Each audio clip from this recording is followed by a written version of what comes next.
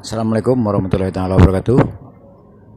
Sangat miris saya menyaksikan kemusyrikan, kemunafikan, kefasikan di Minang selama 3 bulan ya. Dari tanggal 31 Oktober sampai tanggal 28 Januari 2022. Oktober 2021 itu ya. Sangat miris sekali. Ini jadi wajar jadi bahan pemikiran muda-mudi para wanita yang menjadi korban. Beliau-beliau yang di ranah syara tidak pernah konsisten 2 kalimat syahadat sampai saat ini, dari dulu. Yang di ranah adat atau di ranah budaya juga tidak ada yang konsisten sumpah jabatan penghulu datuk. Dan saya coba tawarkan program kaderisasi alih generasi sejarah menawi hukum manajemen adat budaya adat dan agama pun mereka tolak. Yang sangat miris sekali. Begitulah realita Minang. Jadi kadang timbul pertanyaan dalam hati kecil saya. Sangat wajarlah orang-orang yang kental 3 ciri munafik, berkata dusta, berjanji bohong, diberi amanah khianat, ditenggelamkan ke bumi oleh longsoran tanah, letusan gunung, dan ditenggelamkan oleh air laut. Kalau mau bicara partai, mau bicara tata pemerintahan,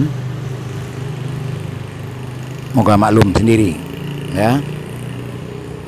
Yang 2 kalimat syahadat aja tidak ada yang konsisten, tetapi tampil sok bela agama Islam, bela hukum Islam.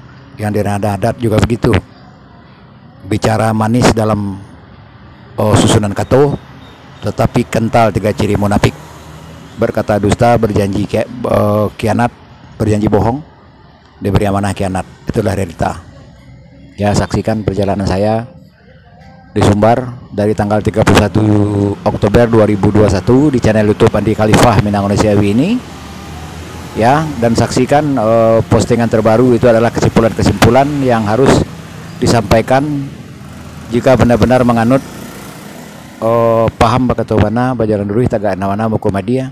Saudara-saudari harus mendukung channel YouTube ini sebelum channel YouTube ini ada yang menghancurkan, karena akun Facebook saya juga udah dibinasakan orang sampai disuspend 30 hari kemarin itu ya. Itulah realita. Dan saya juga menawarkan program Batange untuk ya sudahlah, sudah sangat pantas kayaknya Minang diambil alih oleh Cina, Amerika, Belanda, Inggris, Perancis, Rusia. Berpulang ke pribadi masing-masing. Jika mau solusi antisipasi, mari kita bicara baik-baik. 082179045777 AP biasa plus WA. Cukup sekian, terima kasih.